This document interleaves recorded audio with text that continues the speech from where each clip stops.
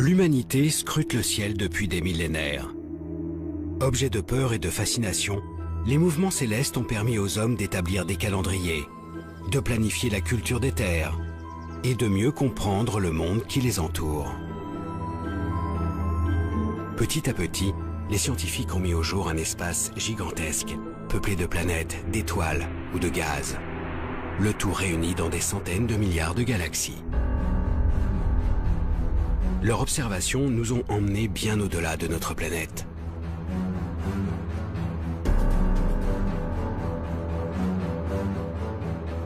Pour dévoiler les secrets de ce nouveau monde, astrophysiciens et techniciens conçoivent des instruments capables de percevoir la moindre lueur, le moindre signal émis dans le ciel.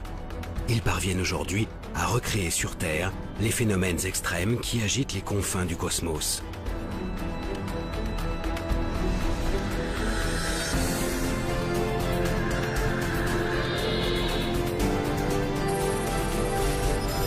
Pourtant, tout ce que nous avons découvert ne constitue qu'une infime partie de notre monde.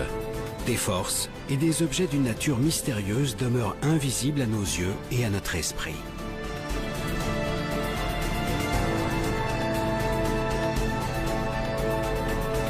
Alors de quoi est réellement constitué notre univers? Quel mouvement l'anime en coulisses? Les scientifiques parviendront-ils à découvrir les lois qui guident son évolution?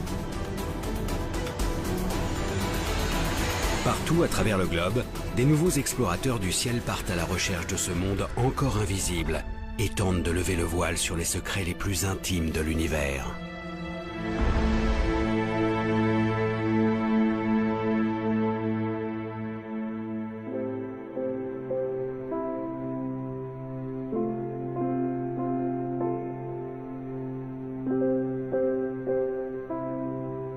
L'homme a toujours cherché à repousser les limites de son territoire. Il a arpenté la planète et exploré ses moindres recoins.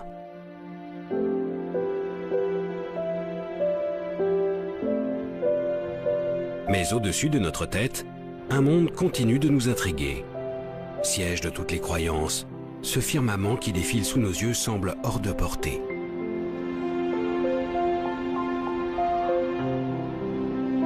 Roland Le Houcq est astrophysicien, un astronome des temps modernes. Outre ses travaux remarquables sur la forme de l'univers, il est aussi passionné par l'histoire des sciences. Au fil du temps, les hommes ont développé des clés pour comprendre ce ciel impalpable et intangible. Elles ont permis de l'analyser et d'aller au-delà de ce qui était perceptible depuis la Terre. L'astronomie et l'astrophysique se sont effectivement construites contre les apparences qui s'imposent à nos sens. Quand on sort et qu'on regarde le ciel la nuit, on voit les étoiles se lever, culminer, se coucher, puis le soleil se lève, culmine, se couche. On a vraiment l'impression que les étoiles et le soleil tournent autour de la Terre. Et donc du coup, ces apparences qui s'imposent à nous, il a fallu les dépasser dans un certain nombre de cas. Si le sol sur lequel ils marchent leur semble plat, les savants de la Grèce antique découvrent pourtant il y a 2500 ans que la planète est ronde. Et alors que toute la voûte céleste semble tourner autour de lui, Nicolas Copernic comprend 2000 ans plus tard que c'est en fait la Terre qui tourne sur elle-même et autour du Soleil. Aujourd'hui, même ce Soleil n'est plus au centre de notre monde. Depuis le début du XXe siècle, nous avons la preuve qu'il fait partie d'un immense regroupement d'étoiles, la Voie lactée. Une galaxie, comme il en existe des centaines de milliards. Toutes ces découvertes ont évidemment bouleversé l'idée que l'on se faisait de la place de l'homme, de l'humanité, et la place de la Terre dans l'univers. Donc les développements de la cosmologie, les développements de l'astrophysique nous ont révélé que finalement nous n'étions qu'un infime, c'est même pas un infime grain de poussière, c'est un rien du tout dans une immensité d'étoiles et d'astres dans l'univers. Dans cet espace que les astronomes ont peu à peu découvert, les dimensions se comptent maintenant en années-lumière. La distance que la lumière parcourt en un an soit près de 10 000 milliards de kilomètres.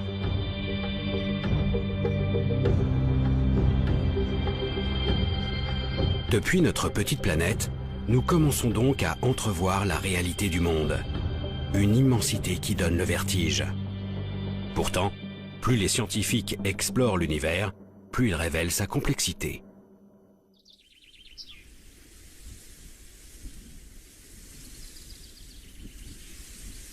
Même les objets les plus visibles, que sont les étoiles, n'ont pas livré tous leurs secrets. L'une d'elles nous est particulièrement familière, le Soleil.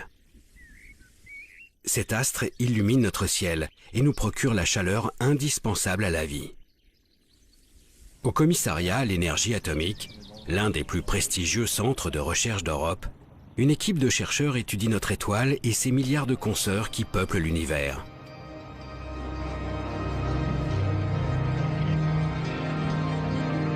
Grâce au réseau de télescopes et d'instruments de mesure disséminés sur Terre et dans l'espace, les scientifiques dissèquent ces astres, scrutent leurs moindres variations lumineuses et sondent les mouvements qui animent leur cœur.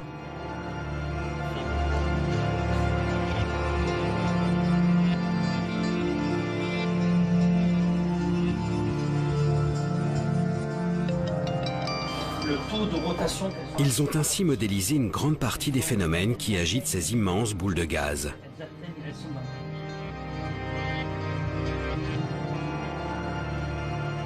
Pourtant, les conditions de leur naissance leur échappent toujours. Pour élucider ce mystère, l'Agence spatiale européenne lance en 2009 le plus grand télescope jamais envoyé dans l'espace, le satellite Herschel. À son bord, un miroir de 3,50 m et une batterie d'instruments de précision refroidis à moins 270 degrés en permanence.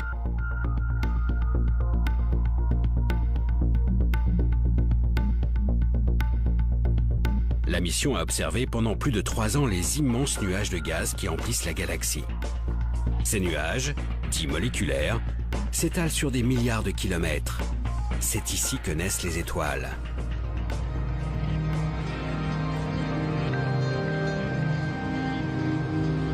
Coordinatrice d'un des programmes d'observation du télescope, Frédérique Mott travaille aussi au commissariat à l'énergie atomique. La grosse différence, c'est que là, on avait cartographié pour vraiment être proche de la main. Aujourd'hui, elle analyse les précieuses données fournies par le satellite. Herschel a permis de faire des grandes cartes de milieu moléculaire avec une très fine résolution, donc permettant d'observer à la fois la structure du nuage et les petits grumeaux de nuages qui vont former après les étoiles. C'est en fait la possibilité d'observer de manière simultanée ce qu'on appelle des proto-étoiles et la structure du nuage qui nous apporte énormément dans notre compréhension de la formation d'étoiles. Ça suffit déjà. Avec 4 régions. Super bulle ici. Grâce aux clichés pris par Herschel, les chercheurs ont ainsi été les témoins de l'apparition d'étoiles. Sous l'action de leur propre masse, ces grands nuages de gaz s'organisent en filaments et forment petit à petit des bulles de matière.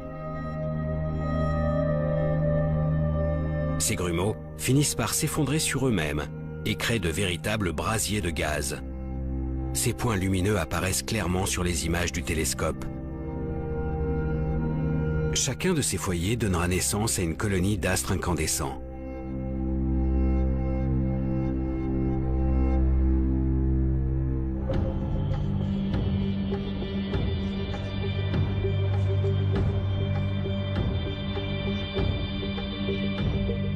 C'est ainsi que se forment les étoiles de petite taille. Mais ce sont les étoiles massives qui intriguent le plus Frédérique Mott. Des étoiles parfois 300 fois plus grosses que notre Soleil et dont la formation échappait jusqu'à maintenant à nos observations. Pour comprendre la création de ces astres beaucoup plus gros que la moyenne, les chercheurs du CEA ont dû étudier en détail l'évolution de ces nuages.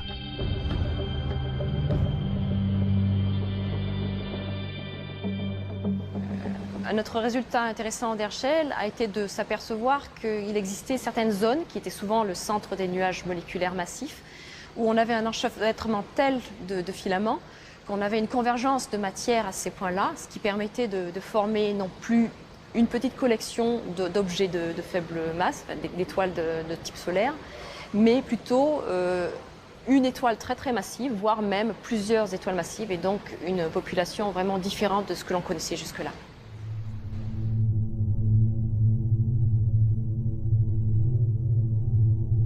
La naissance de ces étoiles exceptionnellement grosses repose donc sur un apport progressif de matière dans certaines régions des nuages. Peu à peu, les jeunes étoiles vont absorber cette matière et grandir bien plus que la moyenne. Ce phénomène extrêmement rare dans notre galaxie a enfin été mis au jour grâce à la mission Herschel. Mais les recherches ne sont pas terminées pour autant. Le travail de chercheur n'est jamais fini, donc on apprend toujours avec de nouvelles observations, de nouveaux concepts, de nouveaux modèles. Il est clair qu'Herschel nous aura beaucoup aidé dans la compréhension de la formation d'étoiles massives. Et ce que l'on cherche maintenant à faire, c'est étudier de façon encore plus détaillée les objets que l'on a découverts avec Herschel.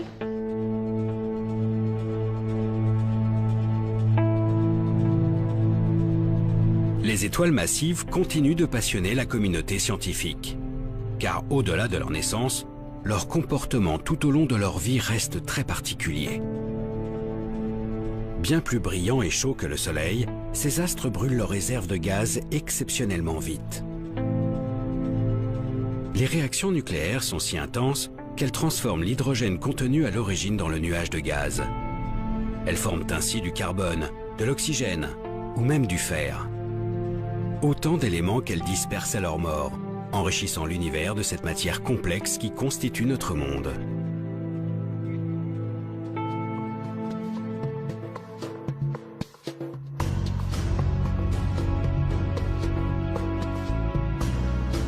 Gaz, métaux et molécules en tout genre, les astrophysiciens commencent à entrevoir d'où viennent les éléments qui nous entourent. Mais d'autres problèmes ont progressivement surgi des observations. Au-delà des étoiles, les scientifiques cherchent à comprendre des structures beaucoup plus grandes, les galaxies. Au début du siècle dernier, les astronomes commencent à étudier le mouvement de ces immenses regroupements d'étoiles. Ils découvrent alors que les étoiles tournent ensemble, dans ces galaxies, et que les galaxies tournent elles-mêmes au sein de gigantesques amas. Ils cherchent alors à deviner la quantité d'objets, et plus généralement la matière qui compose ces grands ensembles célestes. La lumière émise reste leur principale information distinguable depuis la Terre.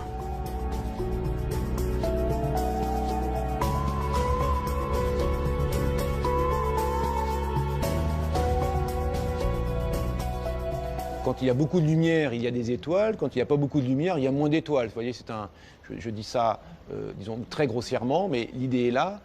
Là où il y a de la lumière, il y a de la masse, et l'on est capable de déduire combien il y a de masse derrière telle quantité de lumière.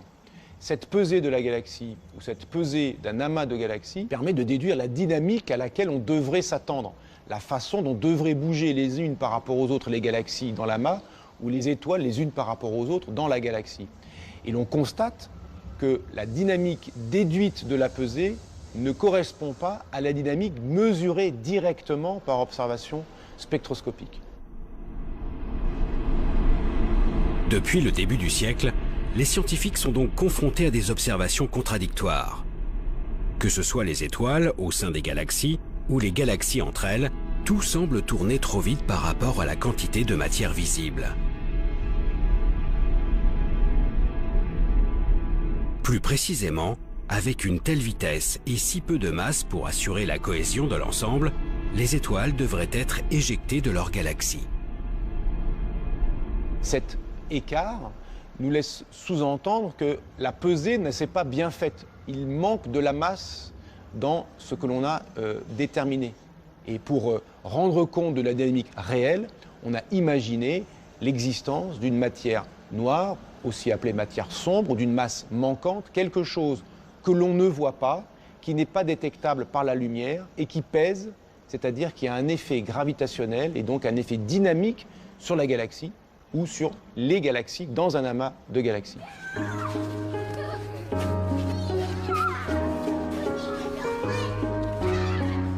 Malgré un siècle de vérification, les étoiles continuent de tourner trop vite.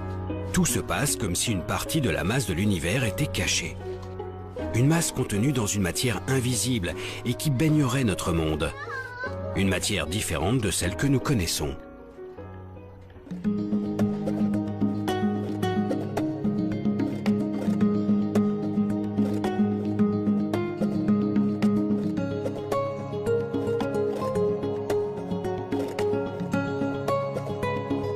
Pour essayer de résoudre cette énigme, des milliers d'astrophysiciens traquent cette fameuse matière noire à travers le ciel. Parmi eux, Wistan Benbow. Il dirige le projet Veritas pour le Smithsonian Astrophysical Observatory, un regroupement de 4 télescopes de 12 mètres de diamètre situés en plein désert d'Arizona.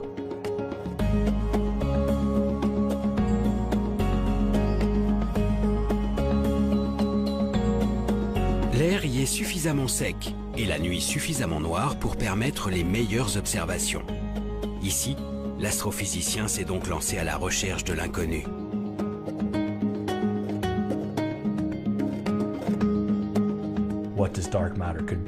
La nature de la matière noire, vous savez, c'est un mystère.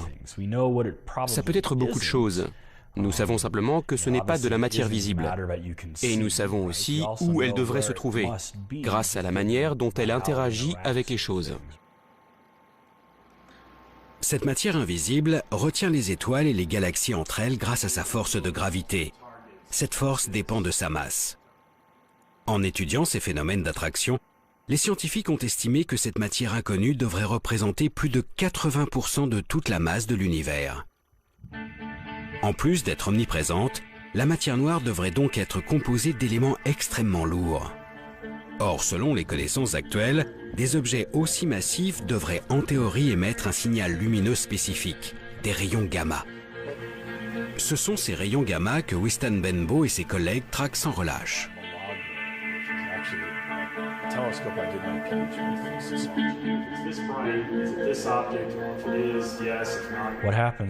Ce qui se passe, c'est que la matière noire interagit avec elle-même. Une particule de matière noire peut interagir avec une autre particule de matière noire et créer un rayon gamma. Ce signal gamma, que nous espérons détecter, sera probablement très faible. Donc nous cherchons un endroit où il y aurait beaucoup de matière noire qui interagirait avec elle-même pour produire beaucoup de rayons gamma. Certaines de ces régions pourraient être proches de nous, produire assez de gamma et donc être juste assez brillantes pour qu'on puisse les voir. Donc nous pointons nos télescopes sur ces régions et espérons détecter un signal gamma venant de ces objets.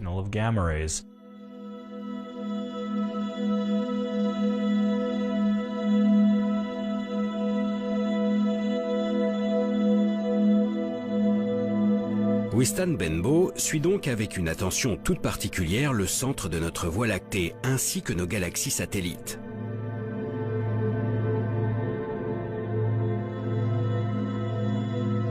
Si un rayonnement gamma est émis par la matière noire, il traversera l'atmosphère en émettant un flash bleuté.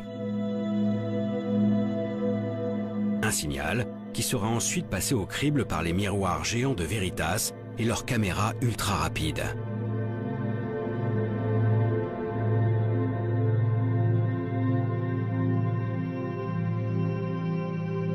Pour le moment, aucun télescope n'a enregistré de telles manifestations.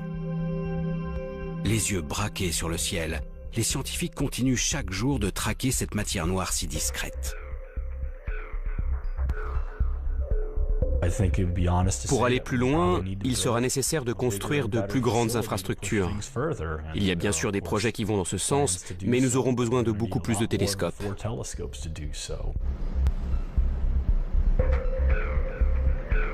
Afin de donner un nouveau souffle à cette quête, les scientifiques envisagent un réseau d'une centaine de télescopes, allant de 6 à 23 mètres de diamètre. Le réseau CTA pour Cherenkov Telescope Array. Il réunit 200 instituts de recherche venant des 4 coins de la planète. Aujourd'hui, les 10 000 mètres carrés de miroirs nécessaires à la construction sont encore en phase de test et le projet devrait voir le jour d'ici quelques années. Quand il sera opérationnel, il permettra de déceler des apparitions de la matière noire au sein de notre cosmos.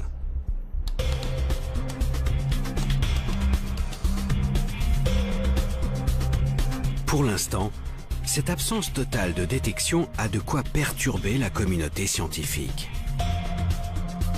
Comment les chercheurs peuvent-ils passer à côté de 80% de toute la matière de notre monde ? À moins que la solution ne se trouve beaucoup plus proche de nous.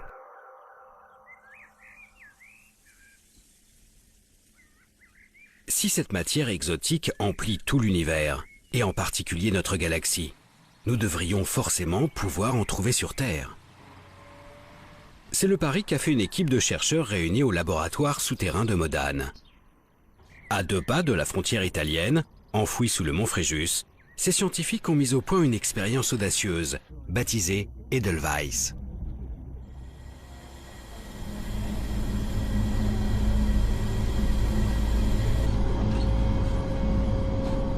Le but, détecter directement les éléments qui composent la matière noire. Là, je suis embuté. Et tu l'as prêt. Depuis plus de 15 ans, le physicien Jules Gascon et ses collègues travaillent donc à la mise en place d'un super détecteur muni de 36 capteurs.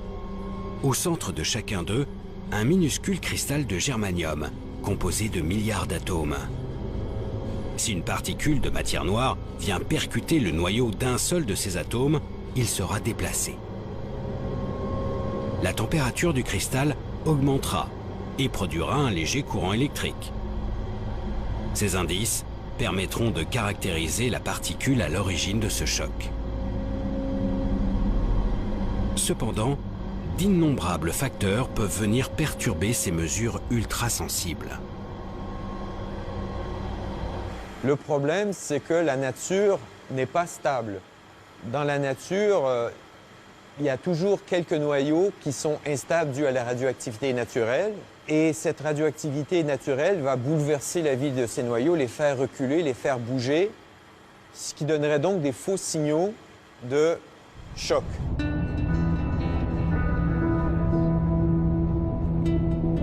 Cette radioactivité que l'on observe en permanence sur Terre vient en grande partie de l'espace. Un rayonnement qui traverse l'atmosphère et perturbe toute la matière sur son passage.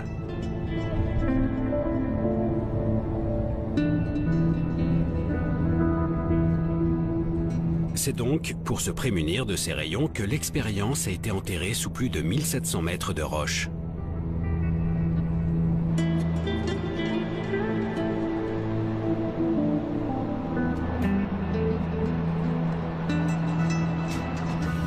Mais pour avoir le calme absolu au sein des détecteurs, les physiciens ont dû aller encore plus loin.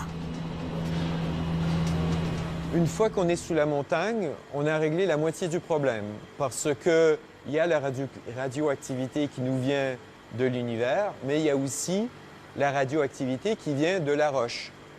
Bien que cet endroit soit tout à fait ordinaire, c'est un taux de radioactivité naturelle qui est au-delà de ce qui est acceptable pour détecter les très rares signaux qu'on recherche.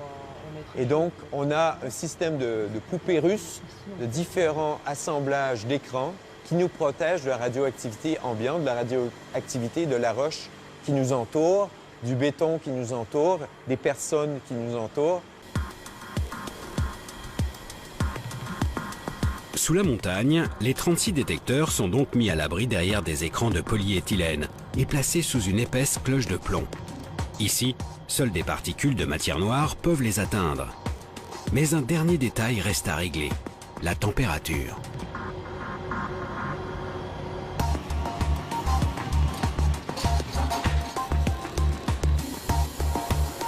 Afin de déceler la moindre de ces variations, tout le dispositif est refroidi à moins 273 degrés Celsius.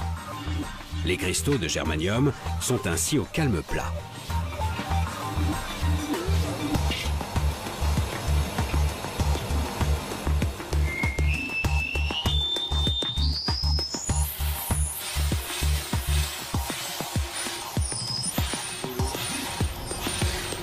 Mais tout le restant du rhum, c'est bon. Depuis quelques mois, tout est en place. La prise de données a commencé. Chaque jour, Jules Gascon surveille de près le comportement de ses capteurs. Par contre, il n'y aura plus notre mascotte.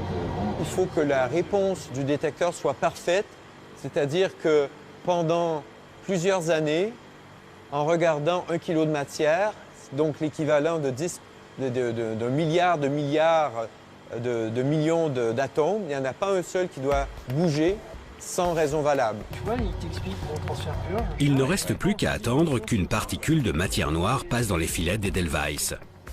Selon les calculs des chercheurs, un tel événement ne pourrait se produire qu'une fois par an, dans le meilleur des cas. C'est une recherche de l'inconnu.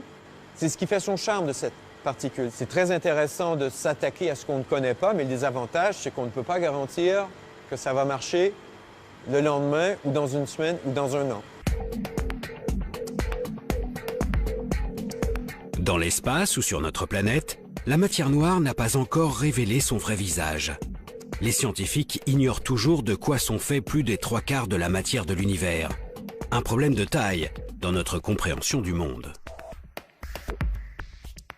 Ce n'est pas une perturbation, ce n'est pas un petit supplément, c'est vraiment une quantité appréciable de matière de nature encore inconnue qu'il faut ajouter pour rendre compte de certains aspects dynamiques de notre univers. Et donc, évidemment, la découverte de cette matière sombre serait une découverte majeure dans la physique, notre matière ordinaire n'étant finalement que l'écume de l'ensemble de la matière de l'univers, ne représentant qu'une petite partie de l'ensemble de la matière de l'univers. Sans cette matière inconnue, l'univers ne tourne pas rond. Le mouvement des étoiles et des galaxies reste inexpliqué. Pourtant, la matière n'est pas l'unique clé de voûte de notre univers. En dehors de son contenu, des forces colossales animent le cosmos, à commencer par la gravitation, cette force qui nous attire vers la Terre. De manière plus générale, la gravité a structuré notre système solaire, notre galaxie et ses centaines de milliards de consoeurs. Les scientifiques estimaient donc qu'il s'agissait de la force dominante de l'univers. Mais une découverte changea la donne. Dans les années 30, les astronomes remarquent pour la première fois que toutes les galaxies distinguables semblent s'éloigner de nous.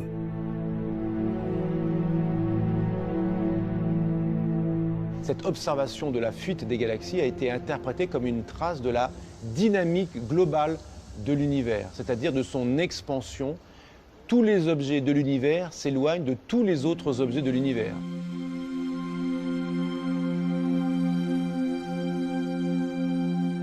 L'espace grossit donc au fil du temps, et toutes les distances augmentent. Visiblement, l'attraction qu'exerce la force de gravité peine à retenir les structures du cosmos entre elles. Mais ce n'était que le premier coup porté à la gravitation. En 1990, on s'est rendu compte que cette expansion était accélérée. C'est-à-dire que non seulement les galaxies s'éloignent les unes des autres, mais elles s'éloignent de plus en plus vite les unes des autres.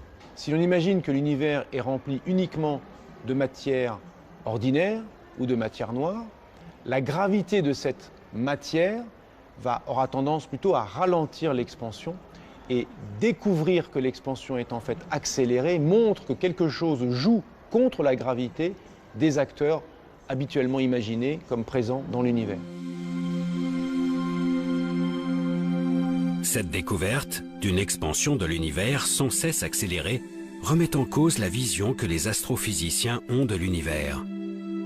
Alors que la gravité semblait tout structurer, une force vient maintenant lutter contre elle. Un nouveau mystère pour les chercheurs qui y voient alors l'œuvre d'une énergie encore indétectable. Une énergie sombre, appelée aussi énergie du vide ou énergie noire. Cette énergie laisse les scientifiques encore plus perplexes que la matière noire. S'agit-il simplement d'une propriété de notre monde qui s'agrandit sans cesse sans raison ? Ou s'agit-il plutôt d'une substance qui baigne le cosmos et repousse ses limites? Les chercheurs n'en ont aucune idée. Pour le moment, ils se contentent de traquer son influence jusqu'aux zones les plus reculées de l'univers. François Boucher est cosmologue à l'Institut d'astrophysique de Paris. Il s'intéresse aux lois qui régissent l'espace à grande échelle en travaillant sur un objet bien particulier, la première lueur émise par l'univers. C'est la lumière qui nous vient du fond du ciel. Cette lumière, on regarde à une distance telle qu'il a fallu 13,8 milliards d'années à cette lumière pour nous parvenir. Et donc on est en train de regarder quelque chose qui est tellement loin que quand cette lumière a été émise, l'univers était dans un état très primitif. L'observation des lumières les plus lointaines permettent aux scientifiques de remonter le temps. Typiquement, ce rayonnement du fond du ciel leur envoie une image de l'univers tel qu'il était il y a près de 14 milliards d'années. À cette époque, l'espace vient d'entrer dans une violente expansion, le Big Bang. Toute la matière et toute l'énergie actuelle sont alors contenues dans un volume infiniment plus petit. Au bout de 380 000 ans, sous l'effet de l'expansion, la lumière arrive enfin à s'extirper de la matière. Une lumière a priori identique en tout point du ciel, mais qui devrait en théorie présenter quelques infimes variations.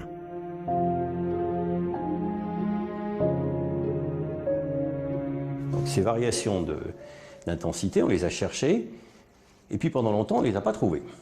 Alors c'était compliqué, et puis finalement, on est arrivé au niveau où la technologie a été suffisamment mûre pour qu'on soit capable de les mesurer.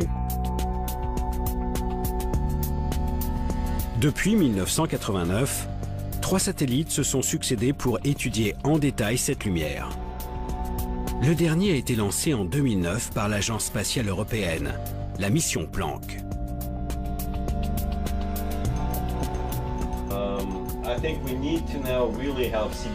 François Boucher est justement l'un des initiateurs de ce projet.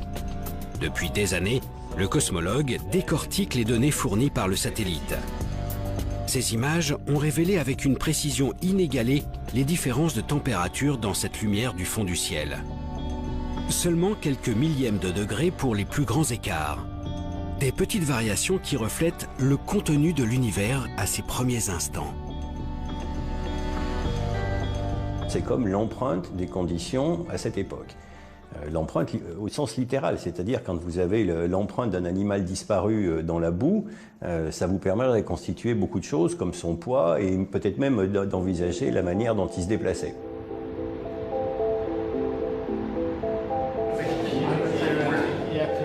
L'étude de cette empreinte fascine les chercheurs du monde entier. Elle permet d'estimer les proportions de matière noire, de matière ordinaire et surtout d'énergie sombre présente après le Big Bang, il y a 13,8 milliards d'années. En les comparant aux observations actuelles, les chercheurs retracent l'évolution de l'influence de l'énergie sombre au fil du temps. Résultat, alors qu'elle ne représentait presque rien aux tout premiers instants, cette énergie mystérieuse constitue aujourd'hui près de 70% de l'univers. Et sa proportion ne cesse d'augmenter. C'est la seule certitude que les chercheurs aient actuellement. L'expansion de l'univers n'est pas prête de s'arrêter.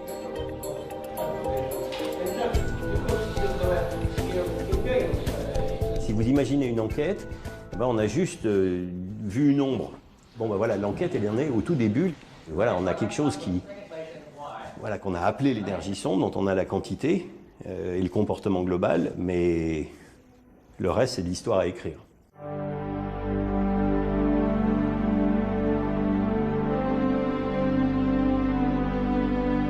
Finalement, en écartant cette énergie énigmatique ainsi que la matière noire, les chercheurs se rendent compte qu'ils ne connaissent vraiment que 5% de la composition de l'univers.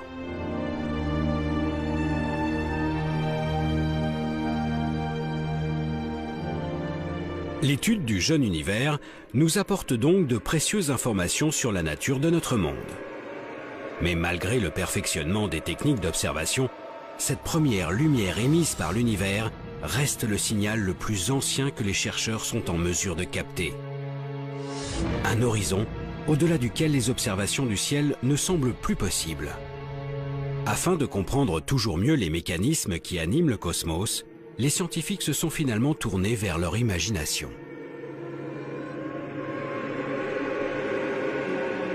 Le fait que l'univers soit en expansion permet de tirer une conséquence immédiate. En remontant le film de l'expansion, on s'est dit que dans le passé, lointain éventuellement, l'univers était plus dense et plus chaud qu'il n'est actuellement. Selon leurs calculs, les astrophysiciens estiment qu'à ses débuts, l'univers devait atteindre des températures 100 000 fois plus élevées que celles qui règnent au centre du Soleil. Des milliards de degrés. Pour comprendre les premiers instants de l'univers, il suffirait alors d'étudier le comportement de la matière à ces températures directement sur Terre.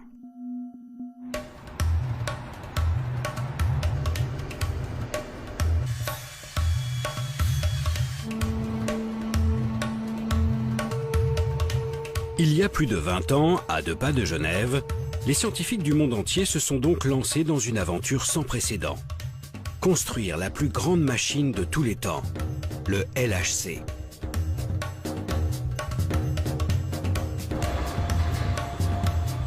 Un anneau de 27 km, enterré à 100 mètres de profondeur sous la frontière franco-suisse.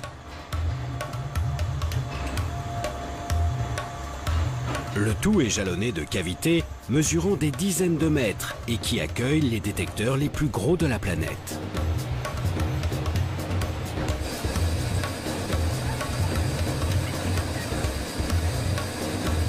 Ici, les scientifiques tentent de décortiquer le comportement de la matière dans les situations les plus extrêmes.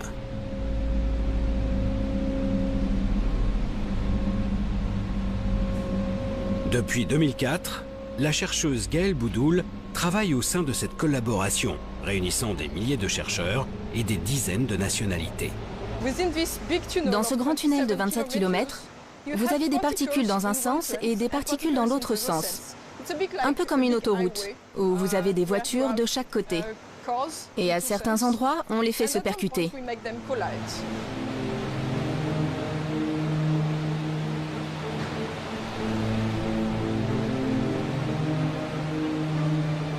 Le LHC, cet immense tunnel, sert donc à accélérer des faisceaux de particules. Des noyaux d'atomes de plomb par exemple. Grâce aux 9000 aimants installés tout autour de cet accélérateur, ces particules sont lancées à une vitesse faramineuse. Lorsqu'elles atteignent près de 300 000 km par seconde, les deux faisceaux sont déviés de leur trajectoire et se percutent de plein fouet. Une énergie considérable est dégagée, faisant éclater les noyaux de plomb en une multitude de sous-particules. Tout l'enjeu est de saisir ces produits de collision grâce aux différents détecteurs.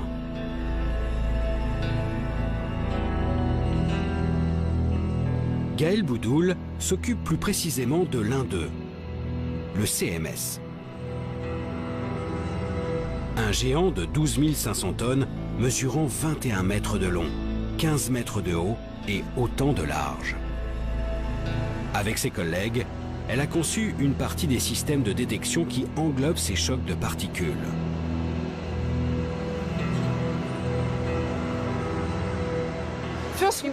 Tout d'abord, nous voulons couvrir l'intégralité de l'espace, ce qui veut dire que nous avons besoin d'avoir un détecteur qui fasse tout le tour. C'est la première explication de pourquoi c'est si grand. En plus de cela, pour distinguer les particules émises, nous avons besoin d'un aimant géant qui va les dévier pour que nous puissions les différencier les unes des autres. En séparant les particules issues de l'impact, le détecteur permet aux scientifiques de les analyser sous toutes les coutures et de comprendre leur comportement dans une telle situation. En effet, la collision a généré une température semblable à celle qui régnait aux tout premiers instants de l'univers. Dans ces conditions, la matière se révèle être dans un état étrange, entre le gaz et le liquide. Un plasma, où les constituants élémentaires des atomes restent désorganisés, trop agités pour former la matière telle que nous la connaissons aujourd'hui. Grâce à ces expériences, les scientifiques ont désormais une idée de ce à quoi devait ressembler l'univers quelques microsecondes après le Big Bang. En étudiant ces premiers instants d'univers, l'astrophysique, qui est finalement l'observation de l'infiniment grand, rejoint la physique de l'infiniment petit, la physique des particules, la physique microscopique, qui elle est capable, en expérimentant sur Terre, de se faire une idée des conditions ou de mimer, de reproduire, pendant des instants extraordinairement brefs, de reproduire les conditions qui prévalaient à des instants très anciens de l'univers, auxquels on n'a pas accès par l'observation directe. Le LHC, cette gigantesque infrastructure, a permis de remonter le temps au-delà de ce qui était imaginable il y a seulement quelques décennies. Mais pour se rapprocher de ces microsecondes qui nous séparent du commencement, le chemin s'avère être encore plus ardu.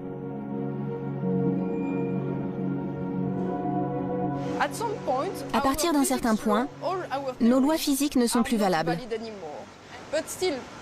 Nous pouvons toujours imaginer ce qu'il se passe. Il y a de nombreuses théories qui essayent de comprendre cela.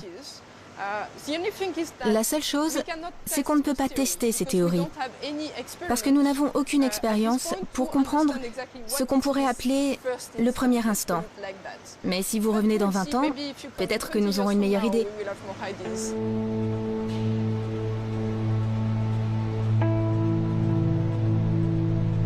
Pour gagner les quelques fractions de seconde qui nous séparent de la naissance de l'univers, il faudrait certainement mettre en jeu des énergies encore plus considérables. Notre limitation n'est donc peut-être qu'une simple question de technologie. Sous terre ou dans l'espace, les instruments d'observation ont permis d'accumuler une quantité incroyable d'informations sur le contenu de notre univers. À la lumière de toutes ces découvertes, les scientifiques tentent d'établir des modèles cosmologiques, des grandes lois pour décrire comment ces milliards d'objets interagissent entre eux. Pour démêler cette quantité vertigineuse de savoir, les chercheurs ont désormais recours à la simulation numérique. Ils reproduisent les phénomènes par voie informatique. Si vous voulez étudier le mouvement de plusieurs milliards d'étoiles dans une galaxie, impossible de faire ça évidemment à la main.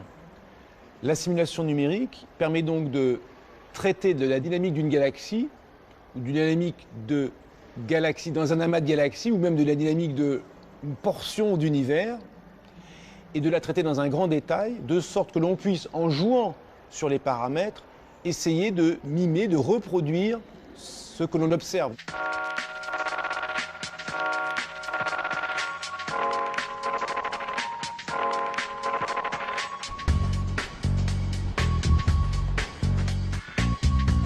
À l'Observatoire de Paris, l'une des plus grandes institutions mondiales d'astronomie, un cosmologue a poussé ce nouvel outil exceptionnellement loin.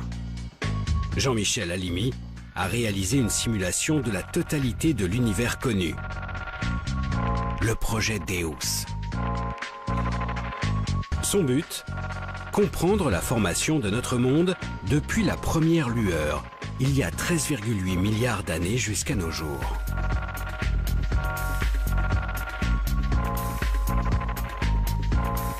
Le projet Deus s'intéressait au départ à la structuration de l'univers, à savoir donc à expliquer comment la matière s'effondre au cours du temps pour permettre une concentration de matière suffisante là où vont aller se former les galaxies, à l'intérieur desquelles se formeront les étoiles, les planètes, etc.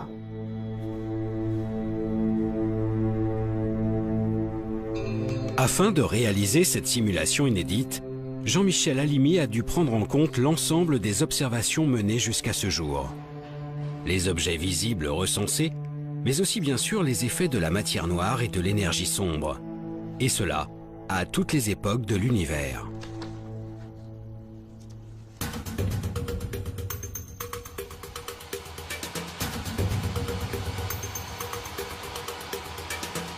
Pour traiter un tel nombre de données, le scientifique s'est tourné vers un des plus gros ordinateurs de la planète, le supercalculateur Curie. Une machine hébergée au très grand centre de calcul, capable de réaliser 1 million de milliards d'opérations par seconde.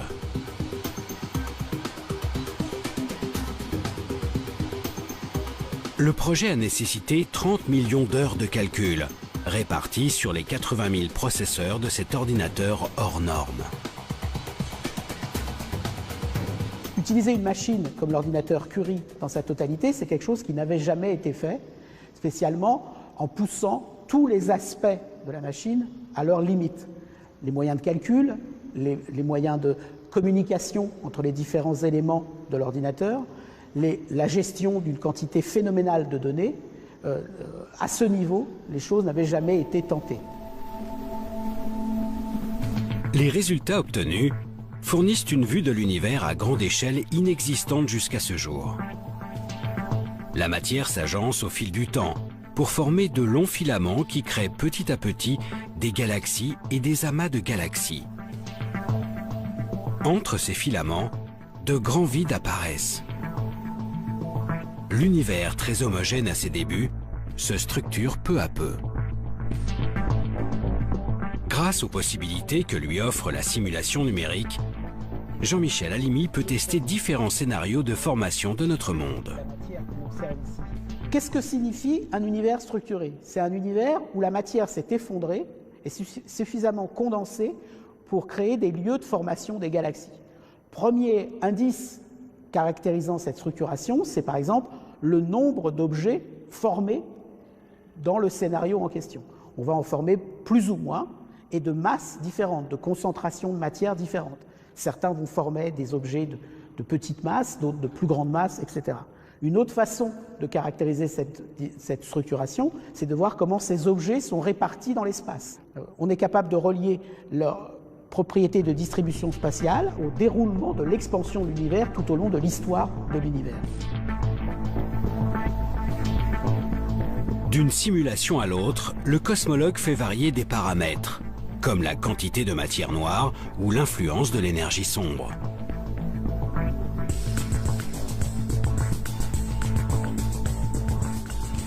Des changements qui altèrent très légèrement l'organisation à grande échelle de l'univers. L'idée est alors de repérer les infimes variations entre les simulations. Des galaxies qui fusionnent plus ou moins vite, des vides de matière plus ou moins grands, ou encore des amas exceptionnellement gros. Les scientifiques pointent ainsi les nuances entre les modèles d'univers imaginés. Ils chercheront à retrouver ces détails dans leurs prochaines observations, cette fois-ci bien réelles, pour définir quel modèle théorique semble plus proche de la réalité. Un aller-retour entre le virtuel et le réel qui permettra aux chercheurs de vérifier si leurs lois sont bien celles qui animent l'univers en coulisses. La recherche en cosmologie, et spécialement en cosmologie numérique, ne fait pas de nous des créateurs d'univers, mais des inventeurs d'univers. Effectivement, en modifiant les conditions physiques, nous réalisons des univers différents. Nous inventons des univers différents. Mais nous ne le faisons pas n'importe comment. Nous cherchons, à travers tous ces univers, celui qui serait susceptible de nous expliquer la vraie nature de notre univers, son origine, sa formation, son évolution.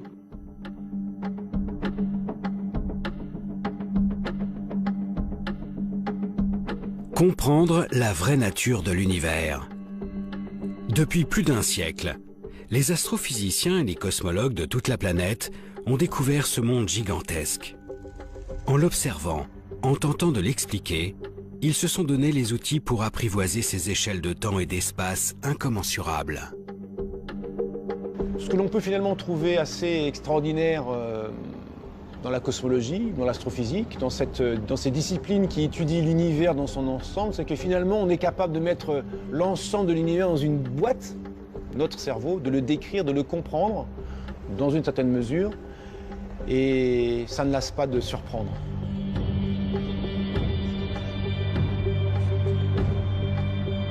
On a réussi à développer un cadre qui permet de rendre compte finalement de manière assez économique d'un nombre absolument incroyable de faits. Maintenant, ça ne veut pas dire que cette histoire est figée, bien sûr que non. Il y a plein de zones d'ombre, il y a plein de choses qu'on ne comprend pas, et donc ça veut dire qu'on a encore plein de travail.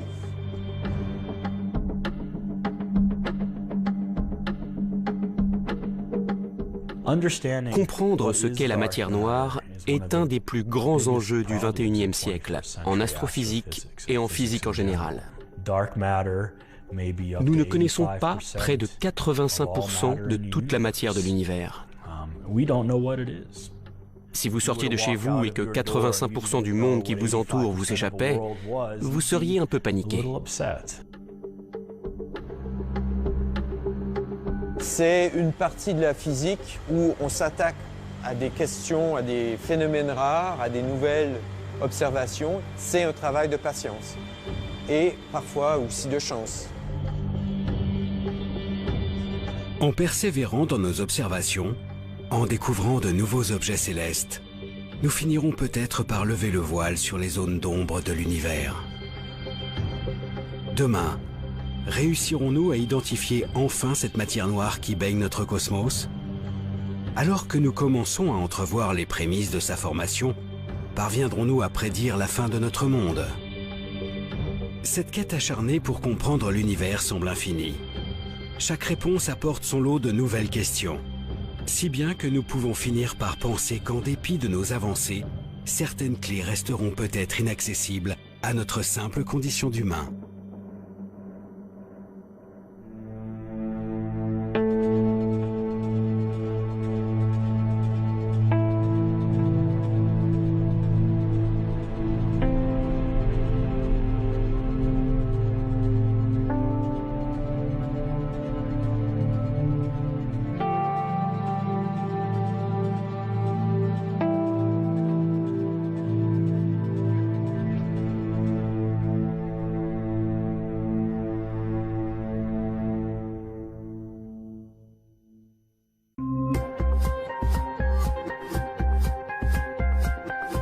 Contrairement